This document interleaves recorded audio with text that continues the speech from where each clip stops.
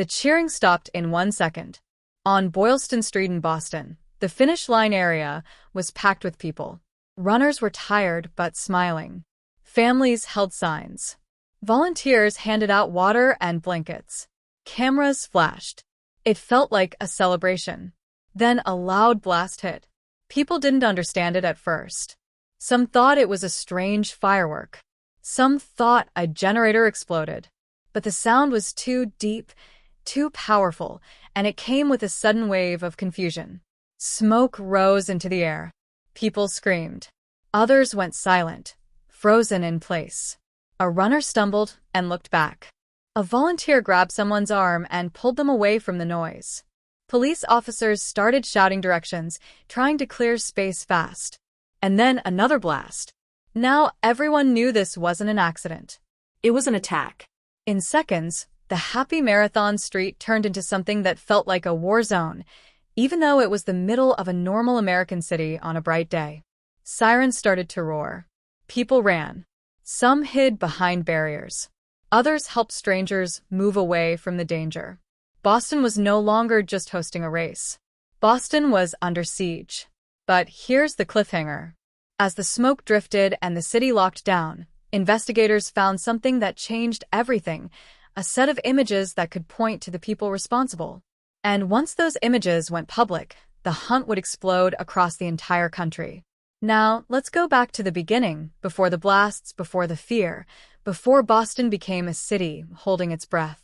It was Monday, April 15th, 2013, Patriots' Day. In Massachusetts, it's a special day. Schools are closed. Families go outside. People feel proud of their history. And every year, the Boston Marathon brings the city to life. Early that morning, runners arrived from everywhere. Some were professionals. Some were regular people who trained for months just to finish. Many wore bright shirts and wrote names on them so family could spot them. The streets were lined with fans. People clapped, waved flags, and rang cowbells. In the neighborhoods along the route, families sat on porches and held drinks, cheering like it was a holiday parade. Downtown near the finish line, volunteers worked in rows. Police officers watched the crowd. News crews set up cameras. Everything seemed normal, busy, loud, and happy. As the day went on, the fastest runners finished first. The crowd cheered as winners crossed the line. Then more runners arrived, and more and more. The finish line stayed crowded because thousands of runners were still coming. Parents lifted kids onto their shoulders. Friends shouted names. Strangers clapped for strangers. It was one of those moments where a city feels like one big team. But hidden inside the crowd, something dark was moving quietly. No one could see it. No one could feel it. No one could guess what was about to happen. At 2:49 p.m., the first explosion hit near the finish line area. The street shook. People screamed. A thick cloud rose quickly. People started running in all directions. At first, nobody knew where to go. Some ran toward the sound because they thought they could help. Others ran away because they feared another blast. Police officers pushed people back. Volunteers tried to guide runners away from the finish line. Some runners kept walking forward, confused, still thinking it was part of the event until they saw the panic. Just 13 seconds later, a second explosion happened not far away. Now, everything changed. The whole finish line area became a place of fear. Sirens screamed louder. Emergency teams rushed in. Hospitals prepared for many patients. Phones started ringing everywhere as families tried to find each other. And Boston's leaders made a hard decision. They needed to treat this like a major attack. Roads closed. Trains were stopped in some places. People were told to stay away from the area. The streets that were full of joy minutes earlier were now full of police tape, flashing lights, and silence. The city felt like it was holding its breath. Investigators began working immediately. They asked witnesses what they saw. They collected pieces of evidence. They reviewed security cameras from stores and street cameras. This part was quiet but intense. No shouting. No cheering. Just focused people trying to answer one question. Who did this? As hours passed, one thing became clear. The attackers wanted attention. They wanted fear. They wanted the city to feel unsafe in a place that normally felt proud and free. But the investigators were determined not to let the attackers disappear into the crowd. They searched through video after video, looking for anything unusual, any strange movement, any person who didn't match the moment. Then, late in the day, they found what they were looking for. Two figures in the crowd stood out. Not because they looked scary, not because they were loud, but because they seemed calm in a moment that should not allow calm. And when investigators zoomed in on the footage, they realized they might have the first real trail leading to the bombers. That night, the city went to sleep, but it wasn't a normal sleep. Police were working nonstop. And behind closed doors, officials prepared to do something that would change the next day for everyone in America. They were about to release the images.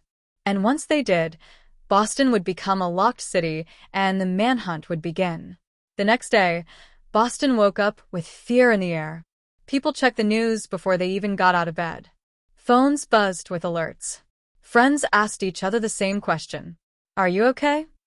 Investigators were working around the clock. They had one main goal: find who did this before they could hurt anyone again. They collected video from everywhere: stores, street cameras, and cameras near the finish line. They watched the footage again and again. They looked for patterns, movements, and small details.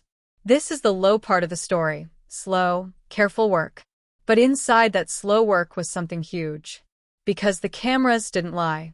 At first, investigators didn't tell the public what they had found. They didn't want the suspects to know they were being watched. They wanted time to prepare a plan. Then, on Thursday, April 18th, 2013, the FBI released photos and video stills of two suspects. They called them Suspect 1 and Suspect 2. The images spread fast. They were on TV, online, everywhere. People stared at the screens, searching faces in crowds, trying to recognize someone. In homes and offices, people whispered, "Do you know them? Have you seen them?" The city was tense. The country was tense. And then, that same night, the story exploded again. A police officer at MIT was shot and killed. His name was Sean Collier. This was an extreme moment, another shock that made everyone realize the danger was still active. Soon after, police said the suspects were involved in a carjacking. The person forced from the car later escaped and called 911. That call mattered because it gave police critical information. Now the case turned into a fast-moving chase. Police began tracking the stolen car. Officers moved quickly. More sirens filled the streets. People stayed inside, watching updates, afraid to look out the window. Then, in Watertown, a town just outside Boston, police caught up with the suspects. A firefight broke out. It was loud and terrifying, and it happened on a neighborhood street where families lived. Residents heard sudden bangs and crashing sounds and realized something dangerous was happening near their homes. Police later said one suspect was captured, but the other suspect got away. Now Boston faced a nightmare situation. One suspect was still out there, and nobody knew exactly where. This is when the city changed. Mass transit shut down. Many businesses closed. Streets became empty. Schools stayed closed. People were told to shelter in place, stay inside, lock doors, and do not open for strangers. Boston became a city under siege. Helicopters circled. Police searched street by street. Officers checked yards, sheds, and alleyways. Some people looked out their windows and saw armored vehicles rolling down quiet roads. Normally, Boston is loud and busy. That day it was silent. And the silence felt heavy. But even in the fear, something powerful happened. People cooperated. They listened to instructions. They called in tips. They supported each other. The entire city became part of the search. Hours passed. The suspect still wasn't found. Investigators knew time mattered. They needed to end it before night came again. And then, in the late afternoon, a person in Watertown stepped outside, looked into their backyard, and noticed something that didn't feel right. A boat. Not moving. Not normal. The cover looked disturbed, like someone had been there. The person backed away and called police. Officers arrived quietly. They surrounded the boat carefully. They used lights and commands. They didn't rush. Everyone held their breath. Because if the suspect was inside, this could end in seconds, or it could turn into something worse. And that's the extreme moment where Chapter 3 begins. Police were staring at the boat. The suspect was believed to be right there. And the whole city waited for the final outcome. The neighborhood was completely quiet. Police officers stood still around the boat. Their weapons were ready, but their voices were calm. Helicopters hovered above, lights focused on one small backyard in Watertown. Inside that boat, investigators believed the final suspect was hiding. For hours, Boston had waited for this moment. Police used loudspeakers. They gave clear commands. They asked the person inside to come out slowly, with hands visible. Seconds felt like minutes. Then movement. The tarp on the boat shifted.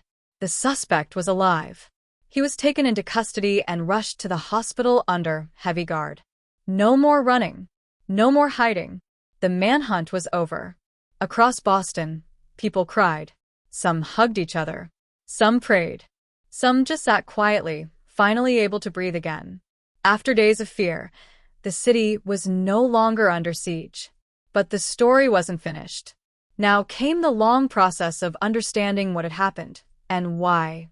Investigators confirmed the identities of the attackers, 2 brothers. They had lived in the United States for years. They blended in. They went to school. They worked jobs. To many people, this was the hardest part to understand. How could something like this be planned quietly, in plain sight? In the days that followed, investigators explained how the brothers made the bombs and brought them to the marathon. They showed how they moved through the crowd without drawing attention. The trial process began. Evidence was presented. Videos were shown. Witnesses spoke. Survivors told their stories. Families of those who were killed sat in courtrooms, listening to painful details they would never forget. One of the victims was just a child. Another was a young woman. Another was a police officer who gave his life protecting others. These names mattered. These lives mattered. The court later sentenced the surviving attacker to multiple life sentences in federal prison. No parole. For many, this brought a sense of justice, but not peace. Because justice does not erase trauma. Boston changed after the bombing. Security at large events increased across the country. Police and emergency teams trained differently. Cameras became more important. Communication between agencies improved. But something else changed too. People remembered how strangers helped strangers. How runners stopped running to help the injured. How doctors ran toward danger. How a city followed instructions to protect each other. Boston became known for one word: strong. The phrase "Boston Strong" spread everywhere. It wasn't just a slogan. It was a reminder of how people stood together when everything felt broken. Years later, the marathon still runs. The finish line still stands. Crowds still cheer. But no one forgets April 15th, 2013. They remember how fast a normal day can change. They remember how fear can spread and how courage can spread faster. The Boston Marathon bombing was meant to scare a city. Instead, it showed the strength of a city. And it reminded the country of something important.